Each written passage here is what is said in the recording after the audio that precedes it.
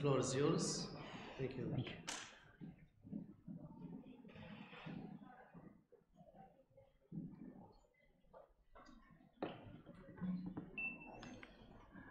Thank you, Mr. Chairman. Good afternoon, ladies and gentlemen, dear colleagues and students.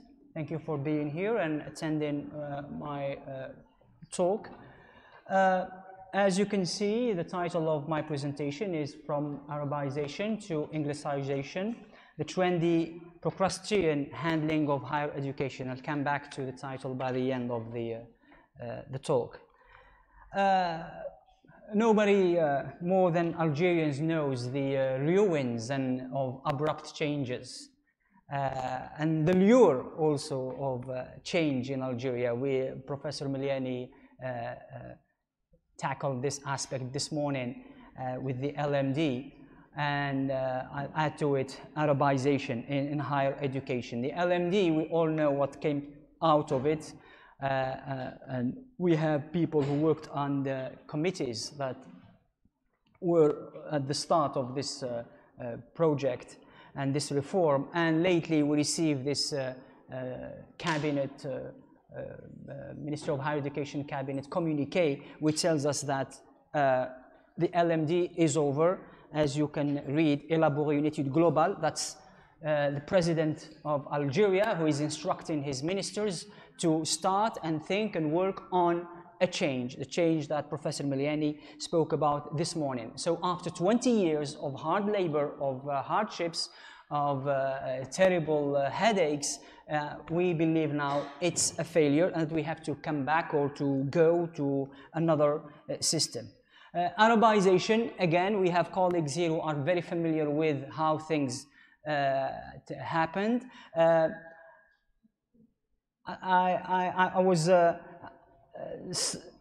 stricken by this quote from Harold Pinter's Mountain Language in Act 1, where he has one of the characters, an officer, addressing a group of women, telling them, now hear this, you are mountain people, your language is dead, it is forbidden, you may speak only the language of the capital, English for us.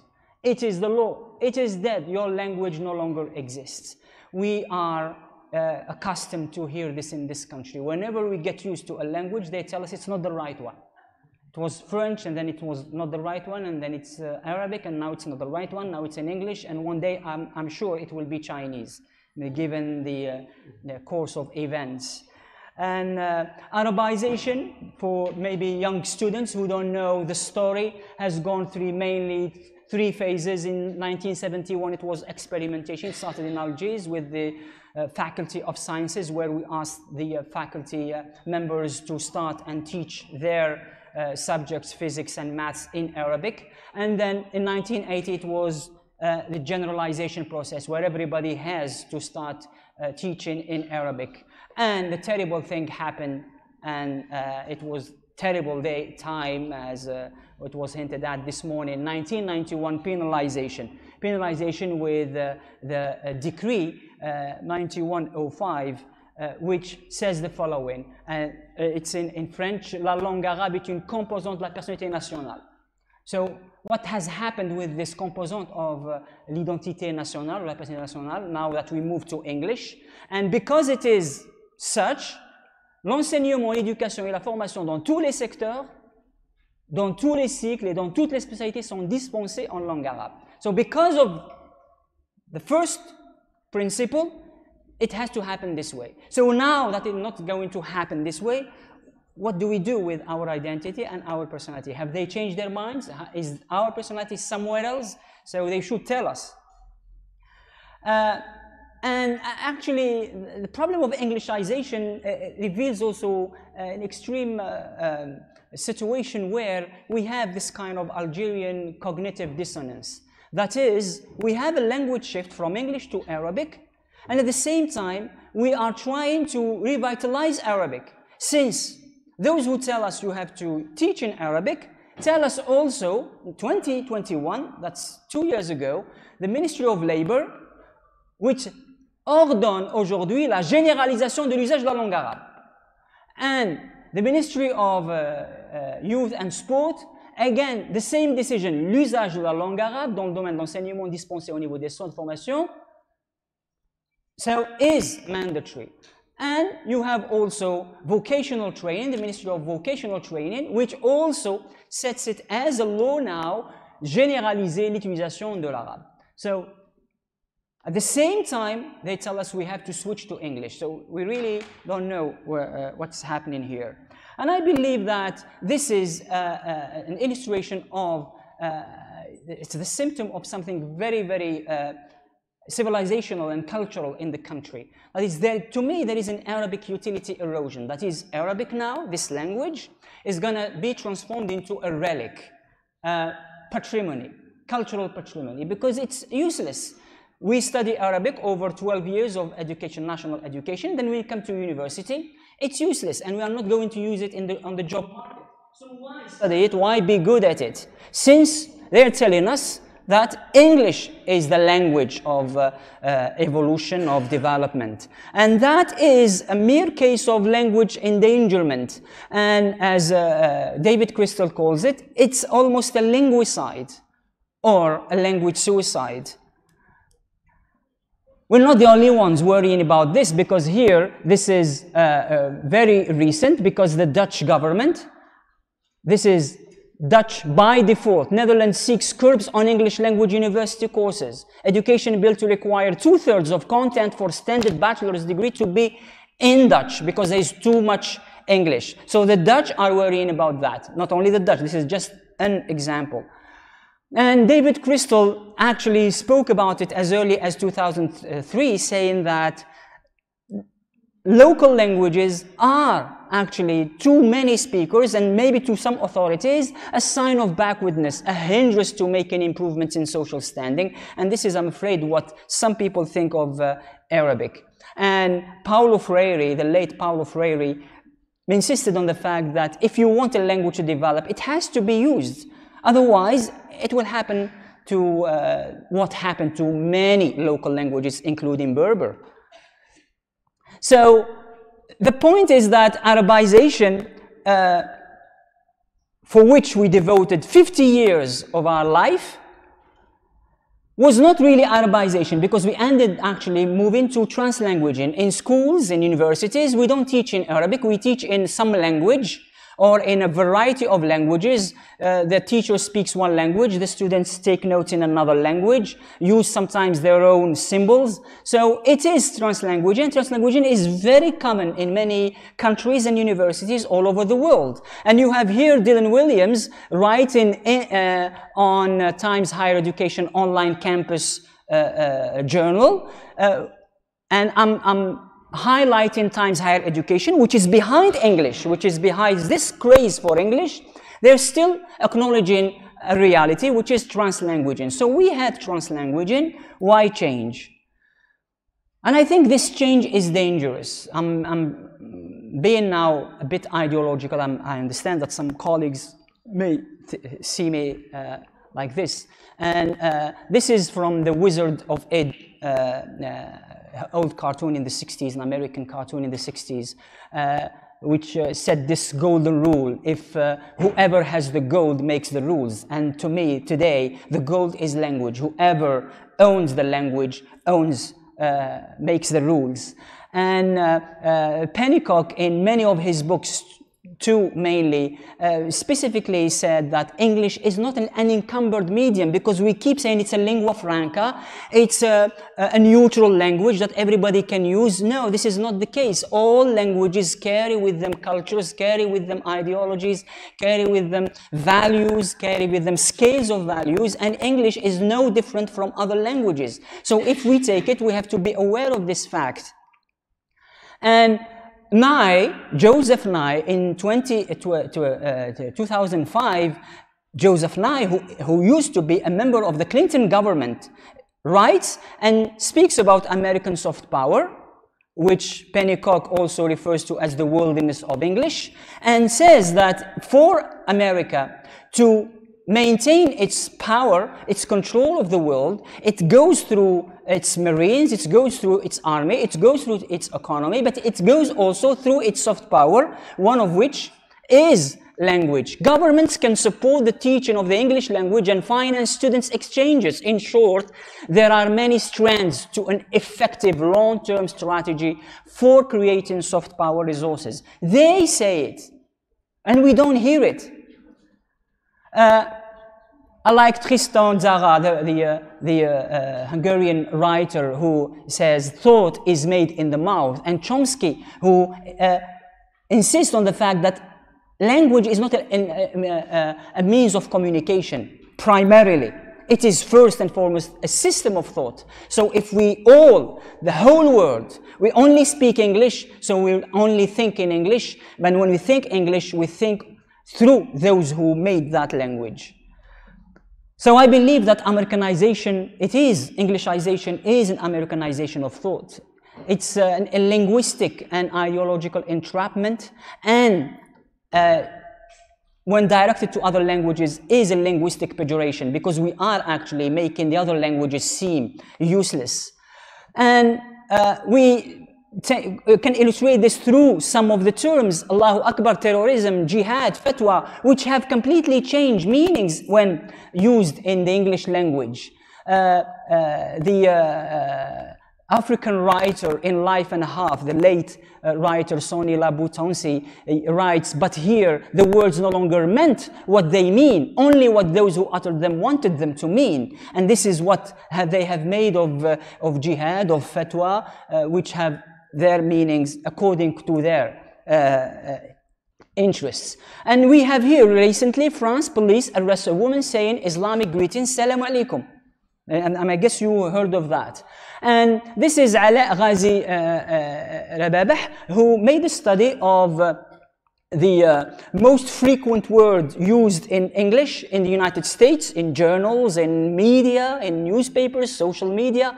And she found that prior to 9/11, this is the frequency of these words.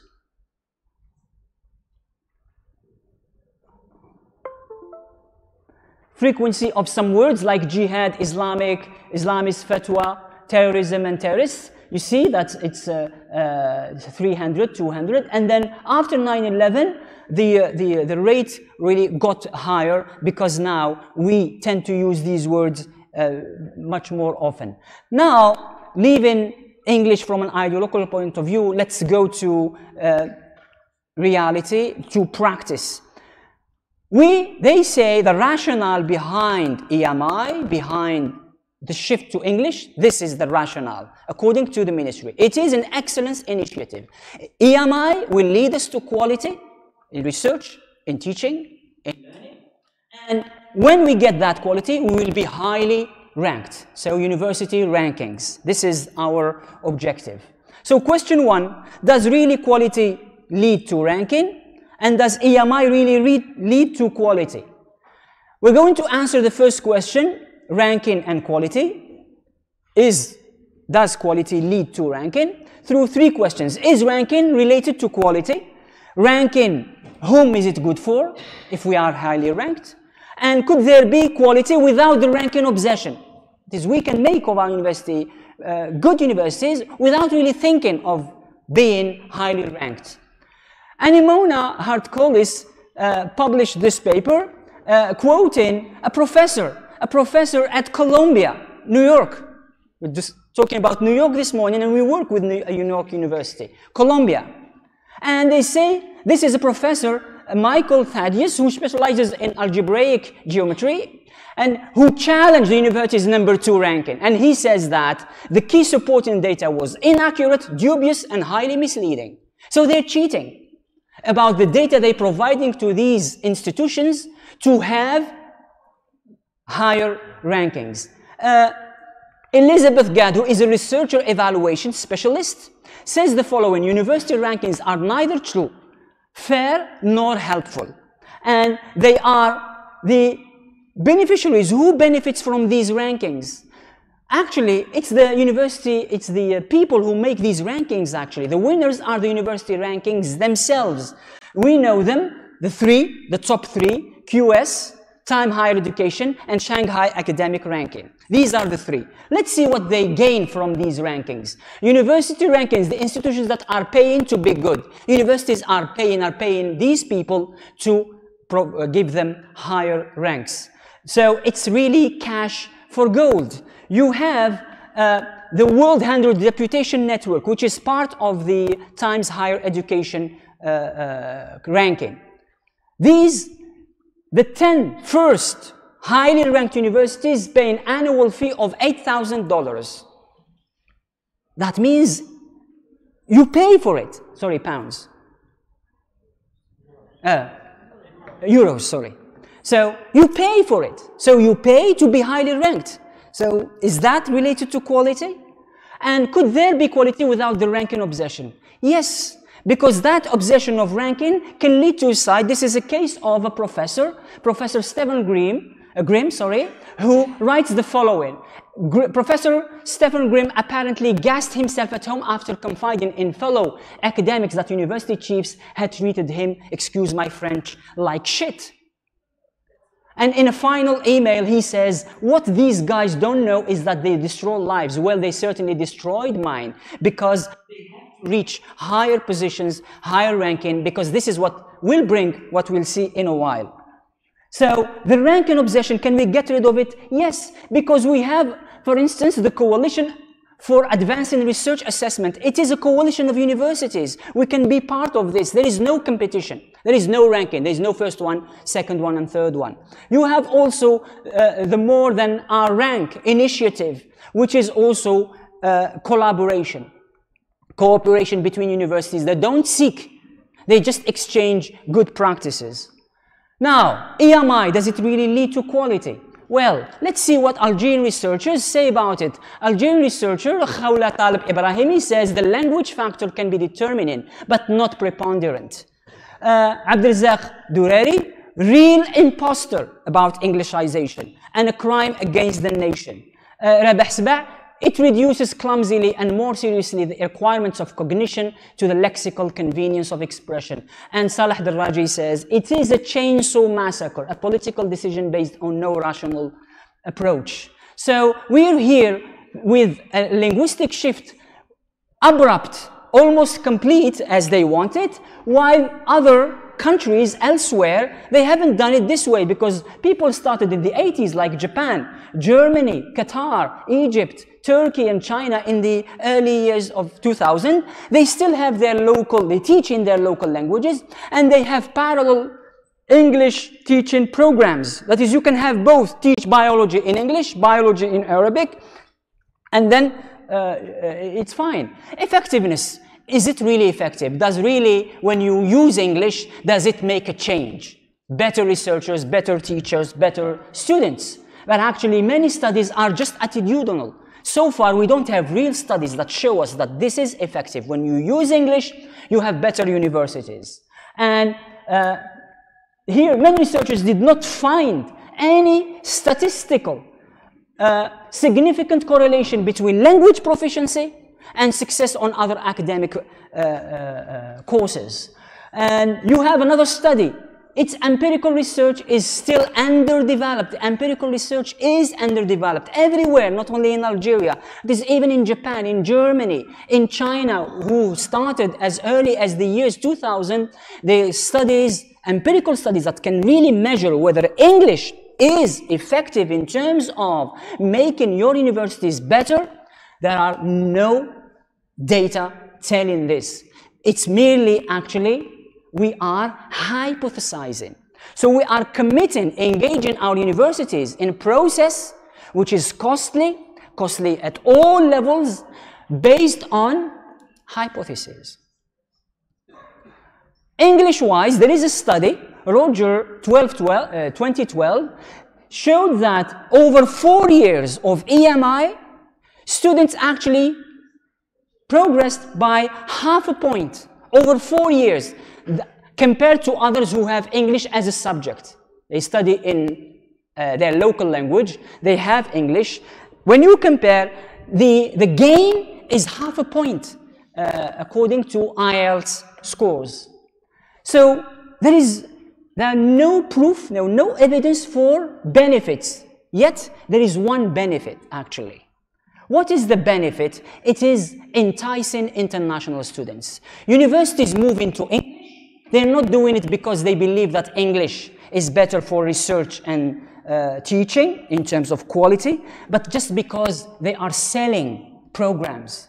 They are companies selling programs. For instance, we can have, it's actually a cake, and everybody wants to have their share. The cake is worth $370 billion a year.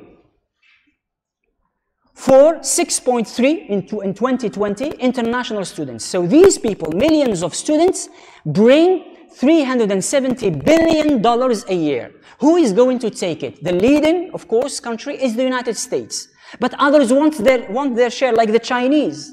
For instance, 1 million international students contributed $40 billion to US economy.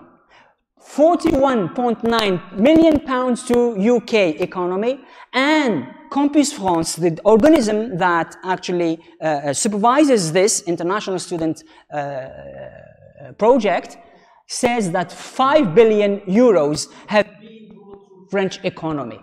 So this is a lot of money. The second benefit, the second gain for those who make these English programs is, of course, brain gain, which is for us, unfortunately, it's brain drain. So the two benefits is money and talent, how you can attract talent. And here we have the case where this human capital flight goes. The countries which benefit most, United States, Germany, United Kingdom, Japan, Australia, Canada, France, and others. So far, and that's based on 2022 data. So actually, English, there's nothing that shows that it makes things better. What makes things better, and studies have shown that what makes things better for universities in terms of quality, of research, of learning, of teaching, is prior knowledge of the language you're using, whatever this language is, your effort, the student's effort, interest, motivation, which is never taken into account when our students come to college, since they have to choose out of 10, now reduced to 5, but allowed to amount to 10 disciplines, specialties. The course in itself, the quality of the course, the faculty members, and of course, the resources. Our authorities never address these things. They address only the language problem, which to them is a problem. So actually, we are barking up the wrong tree, I believe. And we are worsening the linguistic instability in this country. Whenever there is a problem in this country, we believe that it is due to language. Berbers, Arabs, it's language. French, Algeria, it's language. Education, it's language. So language has become a scapegoat. And I believe that actually what should be done, according to me, and that's my humble opinion, is to improve the teaching of learning environments and conditions, including salaries, for instance, of teachers. Promote English as a taught subject, yes, not as a medium. Promote Chinese, promote Turkish, promote French as languages, not as mediums. And of course, make sure that these local varieties don't become relics, as I said earlier. So, and this explains my title. Actually, what our authorities have been doing over 60 years of university and higher education is just procrastinize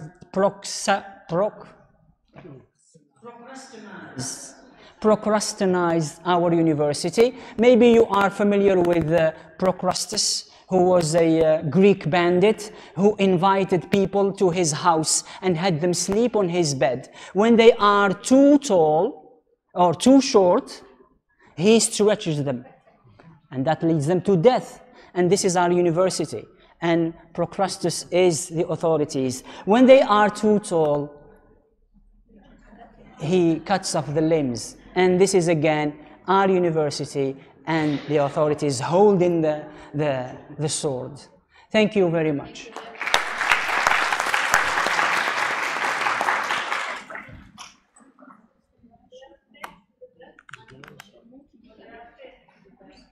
Sorry, I can't hear you.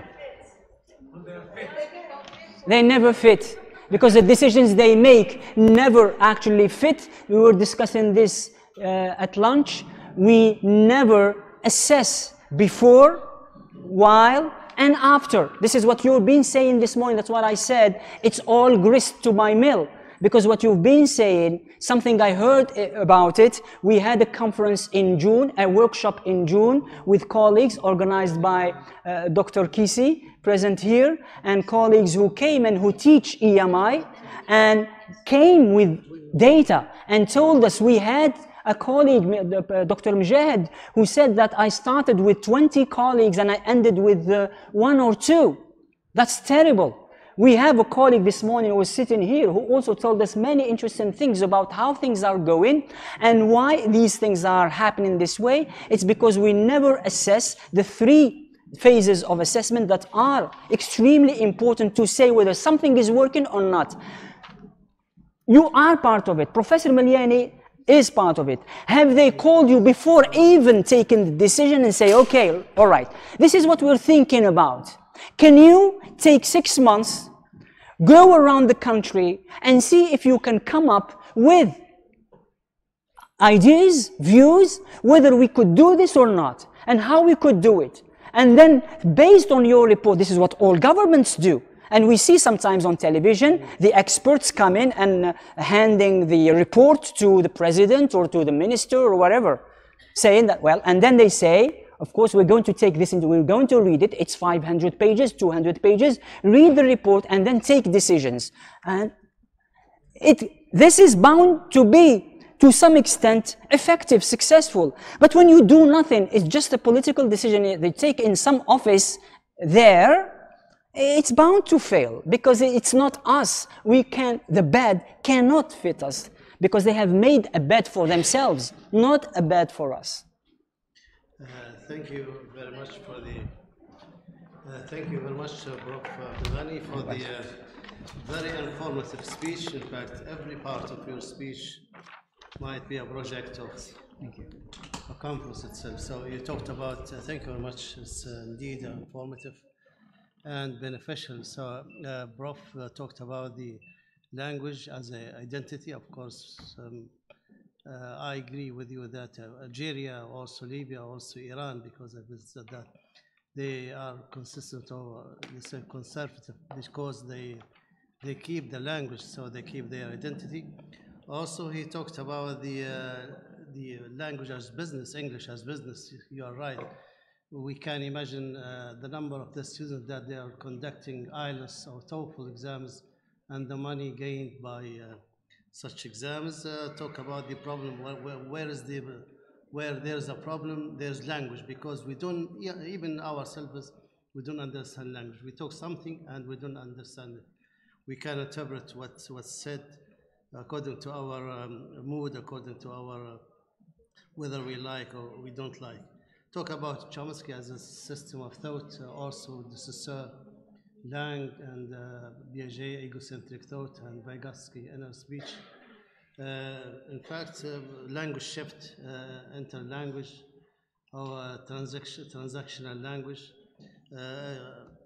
Very informative. So I'll open the speech for the comments or the questions if you have.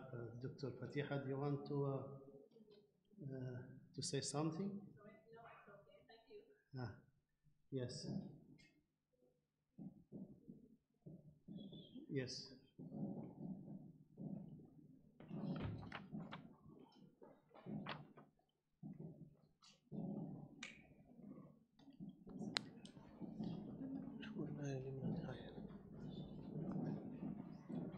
Thank you very much.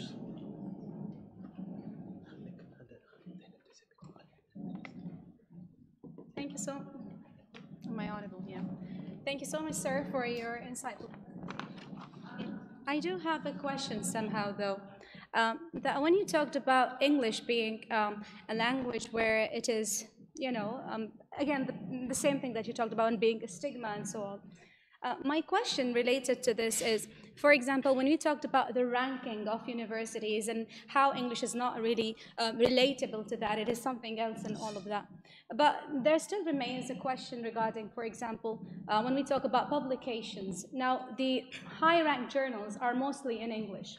And when you look at the list of A category journals and so on and so forth, or ISI master list, we do lack in there behind. So even if we get back to, considering our root language and focusing on that, on research and so on, but we still then do require that as another evidence of the sort, that we would still need to progress somehow. And when you need to progress, you'd like, for example, as a teacher, if I'd like to see my need over here, I would need English more and more, not just any English. I'd need strong English so that I could reach to those journals as well.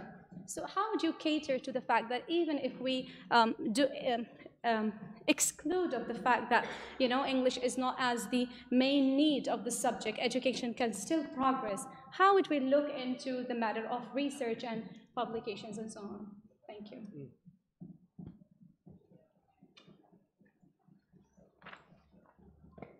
Any other questions?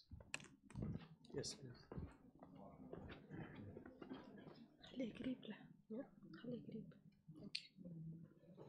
Right. Good afternoon. Thank you for your insightful presentation. I'm Mrs. Bekri Leila from the University of Mostaganem. And 2 weeks ago, I would like to just come back to what you were saying regarding, ranking leading to quality versus quality leading to ranking. And last week I had a conversation with two teachers, two SMIs, two subject content teachers, one from the Department of Architecture and the other one from the Department of Biology. And actually it turned out to be a general debate.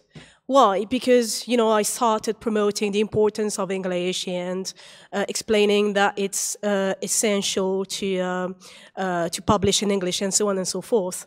And the teacher of architecture, who is specialized in Mediterranean urbanism, told me, well, honestly, I prefer publishing in French in terms of visibility.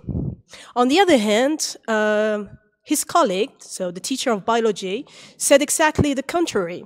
She said that she published an article in French, and unfortunately, she was cited like a couple of times. On the other hand, she published the same theme or same topic in English, and she told me that that time she was cited like 50 times. So within the same group of SMIs, I could see that there are several opinions, and there is still an ongoing debate regarding this issue of ranking versus quality. So I think it's important to point out this this problem or teachers' perception. Thank you. Yes. Okay, if you don't have any questions or any comments, we go to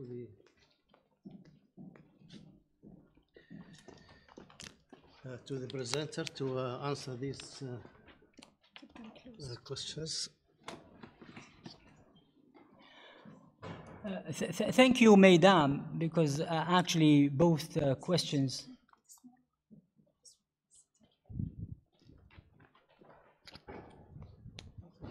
Because both questions actually deal with the problem of publication. And because journals, most important journals in the world are in English, so we should publish in English. A question that I always actually that seemed to me extremely important is what have we done with translation? As if everybody had to speak the same language in order to publish in the same language. What have we done with translation?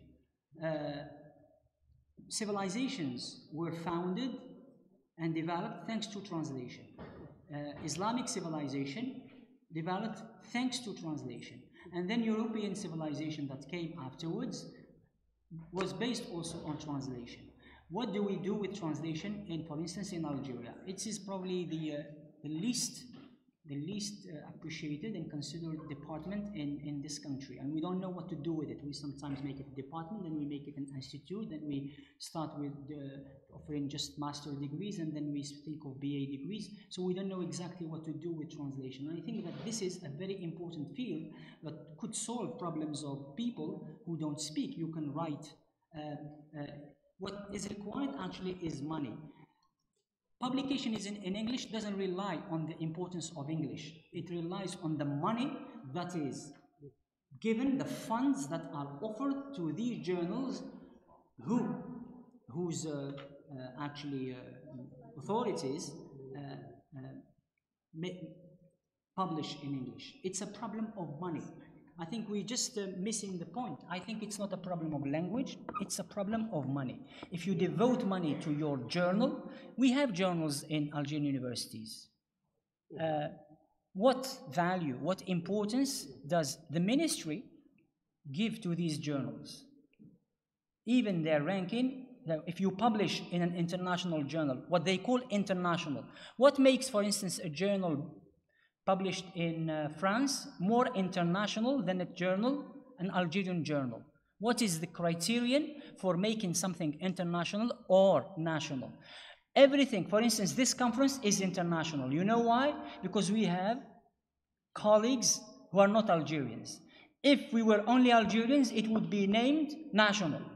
And its actually its value, the score that we attribute to it for promotion is different when you publish in an Algerian journal, in a French journal, although both are national journals, but one is considered national. So instead of saying international, they should say foreign.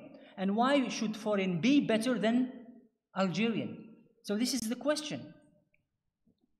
So it all amounts to actually money and power, and how you value your products. We have journals. When we have teacher promotion, teacher development, whether to become professor or maître de conférence A, their authorities can say, wherever the place you published your paper, as long as it is a journal which has a scientific committee and which has a certain number of issues and so on and so forth, you have criteria that apply to all international journals. And as far as American journals are concerned, we were told by somebody who has been, I don't know want to name her, I don't know whether she wants me to name her or not, but she told us, because she did actually, she attended the training on publication, and she said that if you want to publish an American journal, you better have an American partner. Otherwise, it won't be published. Even if you write in English. Your paper is in English. You send it, it's not published. If you have a colleague, an American colleague, you have better chances to be published because you have an American partner. This is what she said. This is what she told us. So that's why she encouraged collaboration, and mostly with American universities. So if you collaborate with American universities, you have better chances to be published than when you collaborate with Libyan or Tunisian or Egyptian. Thank you.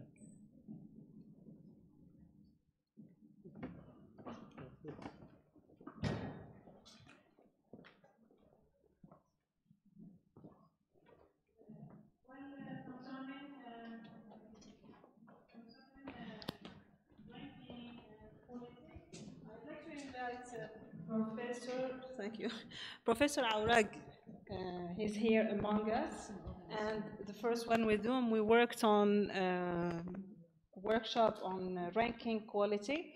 I remember it was in 2018 at Sidi Bel Abbas University, the first meeting about how to promote good ranking and quality of research papers. At that time, Professor Aurag didn't place the use of English language as a top priority. But there were other parameters. I'd like to give him the floor to explain all that, if you don't mind, Professor Aurag.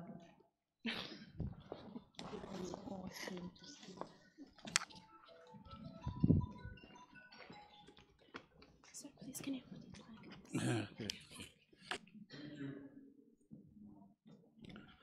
like...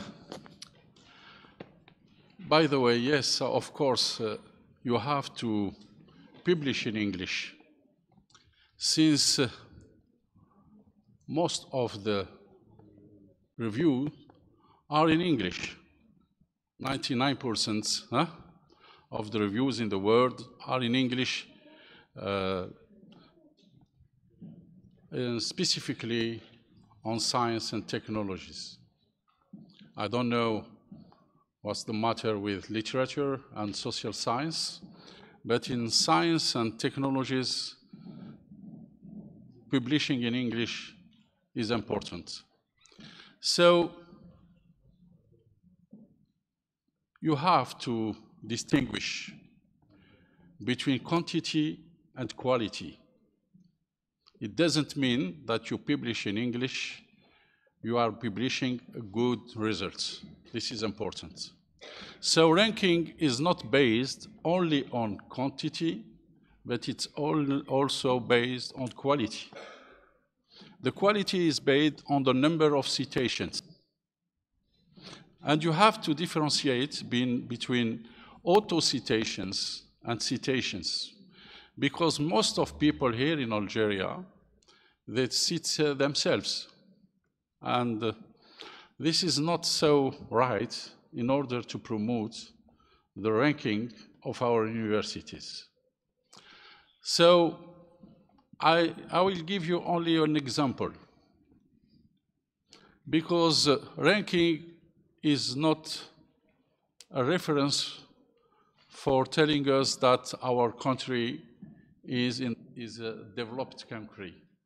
It's not the way that you have been in between the 100 university, on the top 100 university. That means that your country is in good health scientifically. Because, as you said, most of those universities are looking to be ranked in the top best universities in order to promote their university to have much more students and much more fees. This is important. The other things, I give again some example of Einstein, for example. He never published in English. All his articles, papers was in German, because quality is the notoriety. You have a notoriety, you could publish in any language. And this is important, because they say, as they say, the lady, they say that you should publish in English because your number of citation will increase. But your notoriety will not increase. Your notoriety will increase with the quality of your papers. And the quality of your papers is that the feedback of your results, which is so important in this way. So for me, ranking is not a reference which will tell us about the health of our universities. Okay, thank you because of the time limitation. Thank you very much. Doctor, do you want to?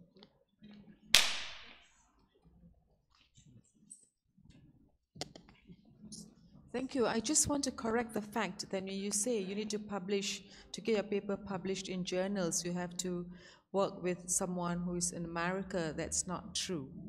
As long as you can produce quality work, quality papers, you can even work with someone in China, my students in China with me, and we publish in Q1 and Q2. So it's not necessarily that you have to publish. I just want to correct that fact from my experience. Yeah, from your experience and from other people's experience, and they have had their publications actually rejected.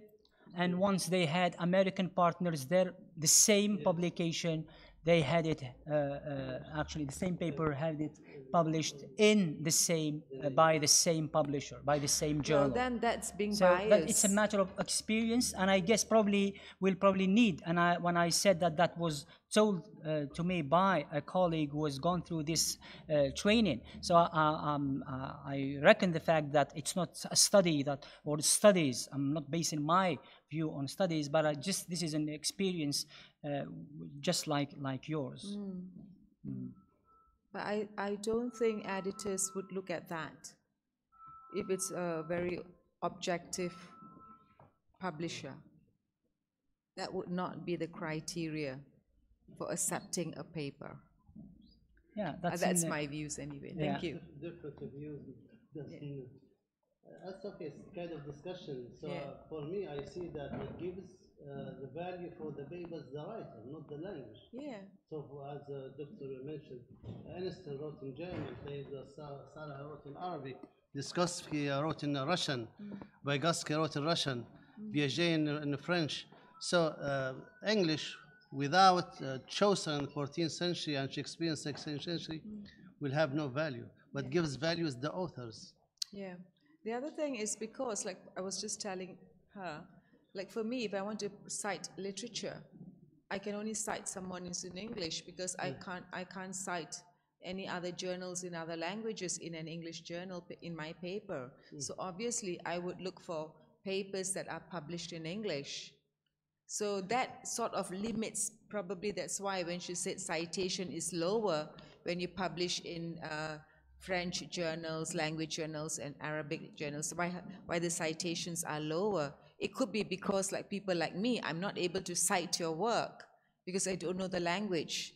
So that's very natural that would happen, that citations may go up, because if English, everyone is able to access and able to cite it.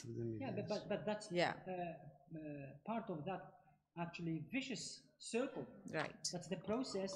Is the wheel is in motion and we can't seem to be able to stop it. Yep. And this is what I'm trying to actually question. Yep. Of course, this is a reality. But to me, it's to hell with citations. I think we had colleagues here who have made their careers and that they are in retirement. Probably they have been cited once or twice. So what? Yeah. I mean, they've been great teachers, great researchers. They produced in their languages. Yeah. And citations, as Professor has just said, doesn't make a better university or a better country or a better economy. Yeah.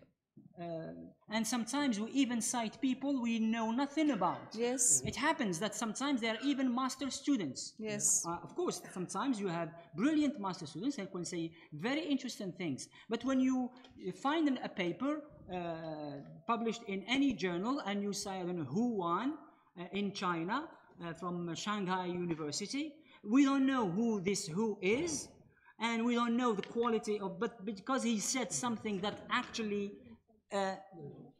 we need and is needed to support a point, we're going to cite them. I was cited with the wrong name, so it's Brahim, not Nait Brahim, and then actually the citation had nothing to do with what I meant. Oh, okay. The person used it just the way they wanted to use it. Yeah, it served his purpose or her purpose, I don't remember. And that's it. I was happy because my name was there. And I could show it to my university because they asked us, send us, I think you were the head of you were deputy director then, and you tell us to send us these data. And I was happy to find, I'm cited. But then I said Brahim. Well, I mentioned that because the title of the paper and the source was exactly, so I knew that was me. Yeah. And I was happy to give it to Fatiha, just to show that I am cited. But actually it had nothing to do with what I wanted to say. In fact, it's a hot discussion. It needs more time. Professor. Let's see. I don't need the microphone.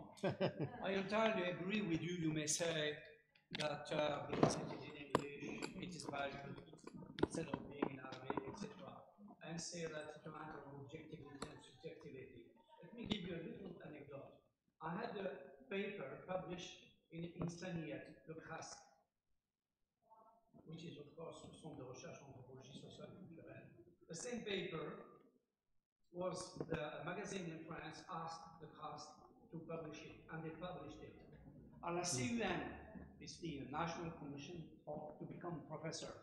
They valued the same paper, they valued it, it's 4 points, whereas the same article published here is 2 points. We do have, and we must say this, a complex towards everything comes from abroad in this country. I wrote a report to the president of La CUN, and I have resigned from La CUN. Why do we value this? Only because most of our competencies keep working and providing data in all fields on Algeria to professors abroad who submit theses and publish them. And they do this only, and everyone here knows that, because they send you a lettre d'accueil so that you can have advice in hard currency to go there, which is not enough to provide you 1 or 2 days survival. The problem in this country is the complex towards everything is or comes from abroad. And all people from 1972, when I started teaching at the University of Oran, have always developed this attitude. Whoever they are, whether as teachers or as members and official members of the ministry, and ministers as well. And we know some of them. And some of them, and one or two of them, have been my students. Exactly. Thank you. You're right. Thank you very much. Thank you, teacher. Thank you.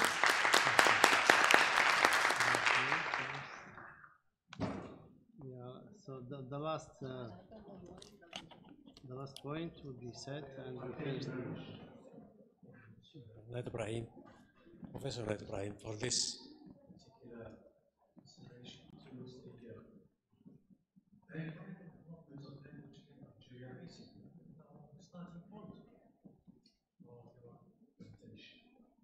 Let me say first that diachronically, the Algerian people used Arabic to read and write, even before the colonial rule. And according to the military reports, the Algerian citizens were literate. They could read and write even better than the French soldiers. This is established by the French themselves. So we consider that after independence, we have to learn Arabic with a lot of flaws and failures. Why don't we first compare Englishization with the presence of Arabization? The privileges that were given to people who were educated in French to consider that Arabic is a threat. And now, if we are depending using English, maybe it's a threat not to Arabic, but to French language in Algeria. This is also the dichotomy that I would like you to express your point of view about. Thank you. Thank you very much. I think that we have to close the session. This one, it doesn't work. So you close the session then. شوفي الآخر. You close. Thank you very much. Thank you. So you close, sir. Okay, so now we close the session. Hoping to see you tomorrow, inshallah ta'ala. Thank you very much for the discussion. Thanks for attending. Only this one. Thank you. Thank you. Okay, see you tomorrow. Thank you for Dr. Abdelghani for the nice presentation. Thanks for the discussion. Thank you very much. Thank you.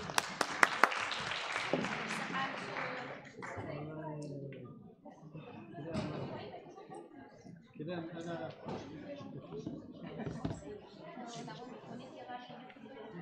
والله